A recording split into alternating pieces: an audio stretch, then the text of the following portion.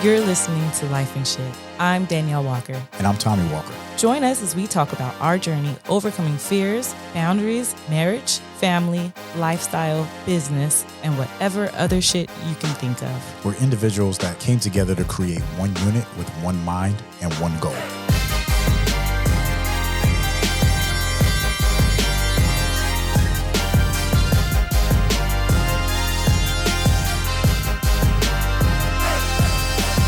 Mrs. Walker. Mr. Walker. Welcome to tonight's episode. How you feeling? I'm feeling good. Yeah. I'm a little tired, but I'm all right. It's just go time. It's just go. You're still in recovery mode, so yeah, that's true. Yeah, you be going like you 1,000%, but I'm glad you rested today. Yeah, sometimes my body says slow down. Sometimes. Yeah. More times than usual. Nowadays. I got a question for you. What's that, babe? Do you regret buying our first house? Hell no. No? No, not at all. You don't regret it at all? No, not at all. An inkling? Not even a small smidgen. Yeah. No. When we first bought our place, I remember how frustrated I was with our landlord at the time, and they had raised our rent $100, and I was pissed. I'm like, where are we supposed to get this extra $1,200 a month? You know, like a year. Yeah. I mean, a year. I'm sorry, $100 a month, 12 a year, right? And I'm like, that's bullshit. I didn't get any raise. I didn't get any increases. Nothing changed here. You didn't do anything to the house. So I called and was like, no, like I don't feel like we should pay this. And it's funny that you said that, because that was impressive when you did that. I've never had to argue with a landlord before, or even, it's, in my book, it was like, some people in life just have the upper hand. Yeah. And to me, it felt like the landlord just had the upper hand. And right? They do. This is true. But you said, no, fuck that. Yeah. And legit, they was like, okay, not 100, we'll do 50. Yeah. No, babe. Let's say 100. It was a legit. You negotiated it down and put us in a 2-year lease. No, babe. No. Did you forget the story? That's how I remember it. I remember it like that. No, they came back with, sorry, we do have to increase, but we will give you a 2-year lease so that it stays locked in for the next 2 years. And then to that, you said, no, tell them, fuck that. No, tell them we don't want to be locked in. We're moving at the end of the year. We're going to buy a house. So that's where Danielle and I kind of get the stories mixed up, because you said that about the Bonita house, and I said that about the El Cajon house. So the El Cajon house is where I negotiated again. Yes, yeah. I did. I negotiated because they wanted us to pay the first, the last, and like a deposit. And I was like, listen, that's a lot of money. What we're going to do is we're going to break it up. And also the rent at the time. Yeah. They wanted, I want to say it was like, can you imagine? It was like 1,100 or something like that. And I was like, and I was like, all we have is 1,000. And I was like, so how about we pay 1,000 for the first year, and then it goes up. Yep. After that. So I'm telling you, when it came to that stuff, I negotiate, because it's like I want to make it. I want to be successful. I know you want your place to stay rented. This is how I can tell you, like, since we have this honest conversation, like, I'm going to do all I can to make sure I have your rent. Just work with me, and they did. And that's because you've had multiple places on your own. You rented property and stuff like that, so you were well versed in it. Yeah, and me, true. I was 23 years old at the time. And that's so true. The only place I ever had was me and my boy Dare was roommates, and before that was the military. So it wasn't like I was very privy to any of that stuff funny. until later on, and then we. That last time, like you said, and they wanted to raise rent on us, and I was like, fuck that, we're done, we're going to buy a house. Yep. And that's when I thought, buying a house would never happen for us. Like, I really thought it wasn't in our future within that time frame. I thought it was like, I'll be 40, 50 years old by the time I buy a house. Yeah. And when you said that, I was scared to death. I was like, oh shit. Really? Yeah. Like, and I'm gonna tell them no, babe. I'm gonna tell her like if they raise this rent one more time, like I'll be so mad. And I loved that place. I really did like that place. So for me, I feel like there's not regret, but if I was able to do it all over again, I would do it a little different. And when it comes to buying a house, so this episode we're talking about buying a house, and we're talking about buying our first house. So Right. so we bought our first house back in 2014. What would you do different? I would go out and look for a duplex or a triplex, and we would live in a unit. Other units would be rented out, and basically we wouldn't have to pay a mortgage or rent because it would pay for itself. Yep. Right. Yep. But that's stuff that from where we're from, that's not conversations that you have. No. All you hear is the American dream: buy a house, work 40 years, your house is paid off by the time you retire, and you live rent mortgage free. You pay your taxes, and whatever you get in Social Security and retirement is what you do. Yeah, and they say they don't make more dirt, right? So you got to buy as much dirt as you can. They're not making more earth.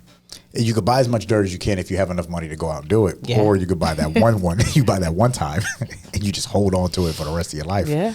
Or you get smart about it and then you take that equity and you do a few things with it, right?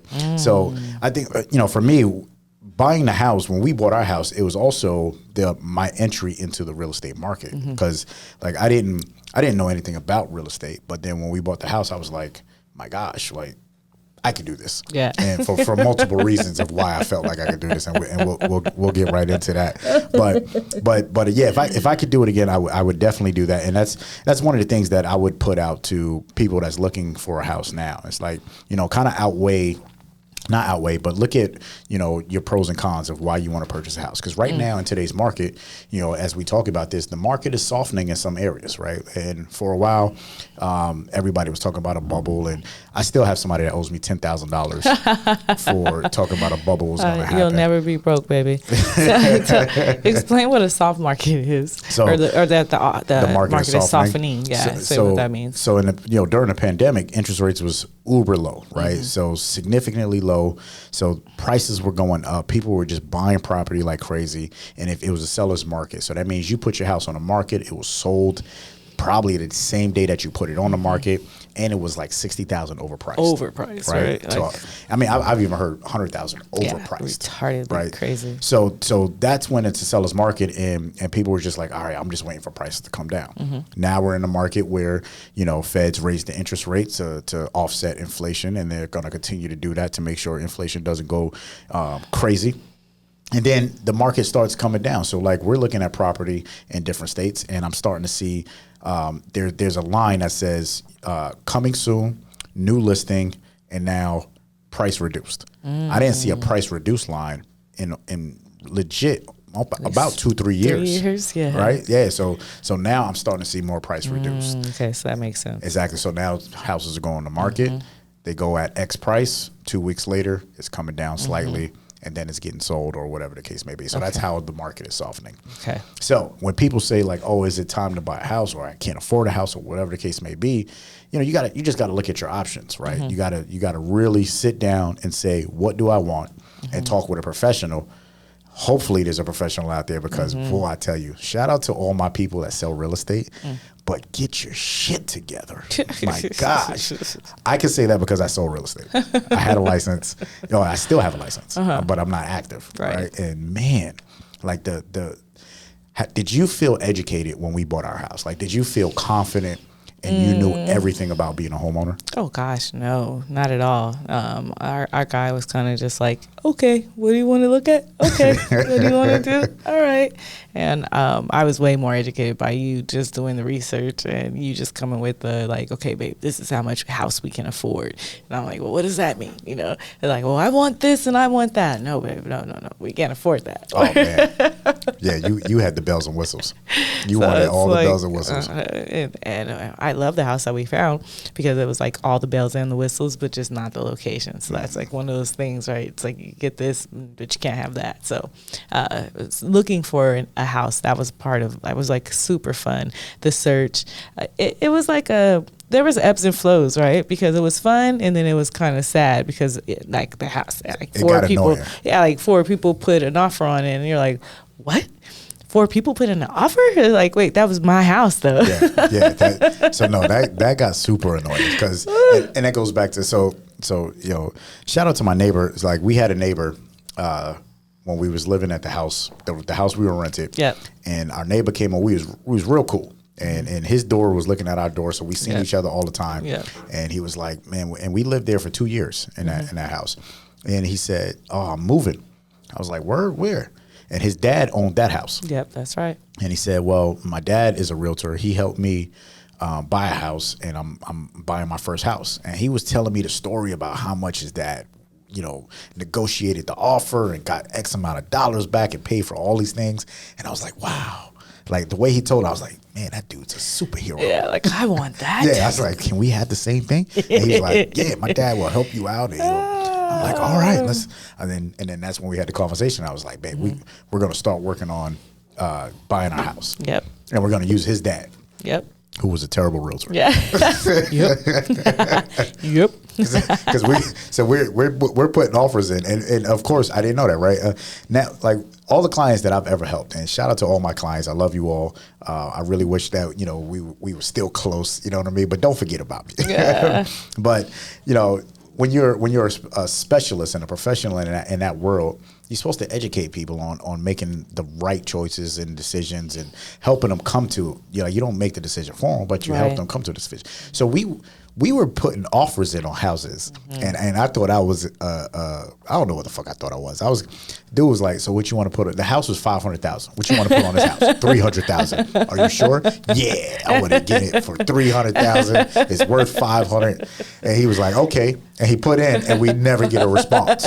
And I'm like, yo, did we get a response? And he was like, check. Yeah, let me check on that. No, I'm like, of course not. Of course, because we was $200,000 under asking fucking price. Like, tell me, like, have that conversation with me, because I don't know what I don't know. And so we lost a lot of houses until the house that we currently live in. We bought that one because we bought it at asking price. Yes. Right. And one of the houses, it was a $500,000 4-bedroom house. Me and my oldest daughter, we fell in love with it. Yep. We seen ourselves already in it. Sure did. And that was the house I was like, no, we coming in under, and whatever the case may be. So, and I remember we was going to look at the house, and that dude almost got into a fight with another dude. He sure did. Realtors are gangsters. Yeah, he was like, I know you did this last time. I don't know. I can't remember what it was. It was like, he made it seem as if we didn't have an agent or something. Yep. So this dude came expecting us to be like, getting up with him, but oh my god! And I guess that was my bad too. Again, right? Because I reached out and I was like, me being proactive, because my realtor wasn't very proactive. so I'm reaching out like, yo, bro, I want to come see this house, me and my family. And he was like, all right, yeah, what time? I'm like, this time, this day. He was like, all right, I'll meet you there. We show up. I tell the realtor, he shows up. He was like, what are you doing here? And he was like, these are my clients. And they have words. I mean, like, they have history. Words. They had history even. So that was just like, wow. Okay. And that was like, I was like, wow, like, this is crazy. And this was 2 older white men. So it made it even more weird. Because it was like, they not even young cats. Was a little younger than that. No, not a little younger. They was well over. Well, I was like, don't be yelling at this well older over man. 60. Both of them. So that was the hilarious part. You know what else is when you first, just buying a house versus like when we first bought our house, it was kind of like one of those, like, if you break it, you have to fix it, right? 1,000%. So it's like, wait a minute. Anything that breaks, like, be careful, right? Like, man, owning a house. Anything that breaks. Another thing you don't know, owning a house is expensive. Oh, right? Yes. It's and there's a lot of things that we don't know about when it comes to, and I found myself educating people because of what I went through, right? And some of the things that I didn't know. Save money. You got to have money for closing costs. Property taxes. Yes. What is closing costs? Yeah. How much is it? How much money should I save? What does reserves mean? Yep. Like, so these are all the different things that you might not know going in. And then when it's time to go in, you're like, well, shit, I got to take 10 steps backwards just to make a decision to go forward. And it's not that hard, but if you understand what you need going up front and you just start setting your goals to be on top of that, then you're golden. And then what kind of loan is going to work out for you? You know, me being a veteran, we had a VA loan. Right. And it worked out in our benefit. Right. I was unclear. I didn't know anything about the loans or like how much money will you have to have down, right? Like, is there a requirement? Which we had the VA loan, so we were blessed there. But I mean, other places or other people, rather, they would have to have a crazy amount to put down. Anywhere between 3.5% to 20%, depending on what loan you go for. Yeah. And that's the thing. Is like, well, what do you mean? What loan? Like, it's all about what works for you, and then how you can afford it.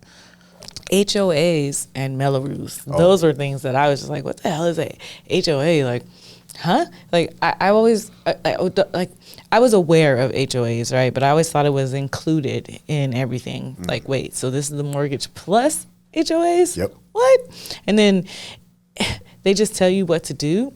I didn't get that. You got to follow these rules. Yes. Yeah. And then Mello-Roos, I was like, what? If the community grows, then so does my Mello-Roos. And you know, I mean, I know California real estate because I'm licensed here. I'm also licensed in North Carolina. But I've never heard Mello-Roos anywhere outside of California. And I don't know if there is. But for those that don't know what Mello-Roos is an additional tax that a new neighborhood, it's a new community, and they charge you this Mello-Roos tax for X amount of years. Typically, it's 20 to 25 years, and it pays for the fire department, the schools, the parks, like all the cool stuff. Super cool. But yeah, so if you see a very cool, brand new neighborhood, and it's like, wow, this neighborhood's brand new, and they have all of this cool stuff, that's thanks to Mello-Roos. And to me, that's their way of keeping out people who cannot afford to stay there, and therefore it keeps whatever value they're trying to like reserve in that neighborhood, right? Because if you can't afford to pay those Mello-Roos, then you're not going to be there, which means that neighborhood's going to stay with people who can. Well, that's every neighborhood. Sure. Oh. If you go to La Jolla, you can't afford that, right. Then you ain't gonna be there either. You go to where you can afford. Yeah. You know the difference when you own a house too. It's that like that permanent thing, right? Like, this is ours. You know, it's like, oh shit, like this is our house, and we can't move, or you know, we can't just like, well, I mean, you can. Don't get me wrong, you can rent it out and you can move, but it's still yours. Still responsible for all of it. Right? Yeah. I think that's a trip. Yeah. So one thing that, you know, I want to make sure that people understand about when it comes to purchasing a house, and the things that we didn't know when it came to, you know, you talk about equity. You talking about, because everybody say, oh, buying a house is, you know, there's some mixed emotions about it, right? People, you got rich people that say, I would never buy another house, right? Or I would never buy a house and live in it because it doesn't pay me back. What does that mean? Or what does it mean to, I'd rather rent for the rest of my house and buy houses, and I never live in any of those houses. You know, there's a lot of different things that you hear, and it's like, well, yeah, all that shit sounds fancy, but why? Well, yeah, what's the purpose of it? And it's all about what your goals are. So some people just want to buy a house, like we talked about, retire, and that's where you live forever. Or you could buy houses, and every time you buy a house, it pays you back. And some people just buy houses, never live in them, and still rent because they don't want the obligation of paying for that house if something happens, which is perfectly fine. Like actually, I kind of teach the kids that now. I'm like, yo, if you know, our kids, they're like, oh, I want to buy a house. I'm like, yeah, that sounds great, but in California, it's going to be very difficult. You could buy a house today in North Carolina, South Philly, Detroit, whatever the case may be, never live in it, and have that house pay you a little income, and then you go out and do it again. Yeah. And then people get caught up with, oh, well, I've got $100,000 in equity in this house. I'm going to cash out, or I'm going to refinance. One thing about refinancing is you reset the clock on that house every single time. Every time. So you never get to a point of payoff. Be done. Yeah, because you're always resetting the clock to your 30 years start all over again. Very true. So you got to think about that stuff whenever you're planning on refinancing or doing something with your house. Yeah, I was going to say too, the opportunity to build equity is pretty cool, but explain that, because I think a lot of people don't understand exactly what equity is and how it works. Yeah, so we bought our house in 2014 for $400,000, $415 to be exact. $415, yep. Today that house is worth $945,000. The same neighborhood, like how you said, nothing's changed. You didn't redo the house. It's just the economy is just where we are today, right? So, and that was 8 years ago that we bought that house. So in 8 years, the property of that house is more than doubled. So based off of now, granted, if we would have never refinanced that house, we would have a significant amount of equity. We would have over $500,000 in equity because we bought it at 4. We paid on it for 8 years. It's worth 9. That difference is what your equity is, right? So if you go and refinance and you say, all right, I want to cash out, I want to take 50,000, 100,000, 200,000 out of my house and go do something with it. Don't buy a boat. Don't buy a car. Don't buy a liability. Don't do it. Don't do it. Hey, so don't buy a liability to create more liabilities, right? So if you take this equity out of your house that you built up over time, create an asset, buy a business, buy another house, right? So that it continues to pay you back. And that's how you leverage the equity in your house. So is it a good time to buy a house? It's always a good time to buy a house. It's just buying the right house. Yeah, that makes sense. That makes a lot of sense. I feel like the millennials nowadays, like just recently, they bought houses, which our daughter, she bought a house. And they, from what I've read, 80% of them have this like regret. And when I was reading, I was like, oh shit, that's her. The only reason they regret is because they were in this like case, like we got to buy something like now, which I felt like she was too. So I was like, oh shit, that's really her. But she could have taken her time. She ended up buying in a place that she didn't particularly like a bad neighborhood. That's one of the things that they regret. Also that they end up with like a fixer-upper, but that's not her story, but that's one thing. And then she wanted a better house than what she got, so she feels like she's settled, and that's a thing. So it's like... I got in her defense, I understand she has a lot of regret, but she had a lot of pressure on her too, because I was on her ass. That is true. Right? So one thing about Black people is... Like other cultures, we don't set our families up to buy real estate, or some Black people. No. Historically speaking, we don't set our families up to buy real estate, right? So yes, there are some very rare few, right, that do that, and we were in a position to be able to do that, and she fought tooth and nail. Like, because we had requirements. It was like, all right, you're going to stay with us for a year. You're going to save money. When you save money, you're going to buy a house. You're going to buy a house at this price. This is, and, we kind of had like, this is what you need. Now, when you talk to, like, it's funny because we watch a lot of comedy, and the comedy, and we watch all kind of comedy. So when you listen to like Asian comedy, Filipino comedy, they always talk about their parents and how hard their parents be on them. Yeah. But you know what? They still get to the goal, though. That's true. As hard as their parents are, and they make fun of them, they still get to the goal. And the goal is whatever success is, whatever success looks like for y'all.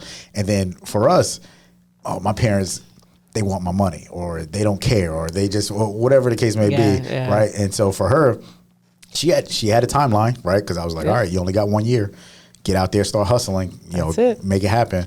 And so she was like, oh, I got to find something, or my time is up. And, and this is what I can afford. And she jumped and she got that condo. Yeah. So she has a 2-bedroom condo, 2-bed, 1-bath, 2-bed, 2-bath. 2-bed, 1-bath. 2-bed, 1-bath, San Diego. But I mean, granted, she had it for a year and some change now. It's worth more than what she bought it for back then, right? This is true. Right? So you might have some regret. Well, she listening. Yeah, definitely. You better not refinance that house. Oh man. But I understand the regret. But at the same time, too, it's an investment that does not pay today. It will pay over time. True. Yeah. And she has the opportunity to never have a landlord. Her only landlord would be us. And the HOAs. So I think that's pretty cool. Yeah, she got to follow those HOA rules. Yeah, that's true. But other than that, that's pretty cool to not have the landlord over you, like, oh, my landlord doesn't let me do this or that, or has all these rules, or I can't, So it's like, hey, you are the landlord, so respect your shit, Exactly. So buying our first house was great. Here's just some real quick tips. If you're looking to buy a house, make sure your credit score is tight. You want to have at least a 620 credit score. So once you get to that 620 credit score, then just keep building on that. Whatever you hear about credit or people helping you to, like, if you have to pay somebody to help you with your credit, that's probably not a good person to talk to, because you can do a lot of things on your own. Yep. So please take note. Work on your credit first. Get to a 620, build from there. You don't have to pay nobody to negotiate for you or try and drop stuff off your credit line. I legit called everybody that was on my credit and negotiated, like, hey, I'll pay this on your pay own. that on my own. Yeah, That's I literally 1,000%. did all that. Yeah, I was like, listen, I owe this, and I'll pay you that, or I'll pay on it, because they like to see that at least you're taking that responsibility of paying on it, right? And your credit went up. I mean, literally, your credit went up right after that. Yep. So work on your credit. We just talked about this. It's not about, they trying to keep me out. It's all about what you can afford. So, what you can afford is going to put you in a neighborhood that you want to be in. So ideally, the nice neighborhoods with the nice schools, unfortunately, cost more money. That's America. You could go anywhere in America and it's like that. It's not just this particular city, but it's everywhere. So if you make X amount of dollars and you want to afford X amount, think about what you can afford. Stay within that budget. I like it. Dorothy says there's no place like home. I say, especially when you own it. There's a song that says, Mom has, Daddy has, but God bless the child that has their own. Oh, man. It's nothing like owning and having your own. 1,000%. And if you could look for something that will pay you back at the same time, by all means, you don't have to be keeping up with the Joneses or keeping up with the Walkers. Like, buy a duplex, have it pay you back. Buy a triplex, have it pay you back. Think outside the box. But there's no cutting corners. It's going to take hard work. It's going to take understanding and studying and ask questions. And I no longer sell real estate actively, but I am a licensed real estate agent, so I actually stamped this. This is approved by Tommy Walker. Everything else, I'd be like, don't quote us on that. But this is our real estate little 101 from us buying our first house, and this is Lyfe and Shyt. Lyfe and Shyt. Do us a favor. If you enjoyed this episode, please subscribe. Leave a review. Let us know what your thoughts are. That's the only way that this show is going to be successful. And we appreciate you. Talk with you next time.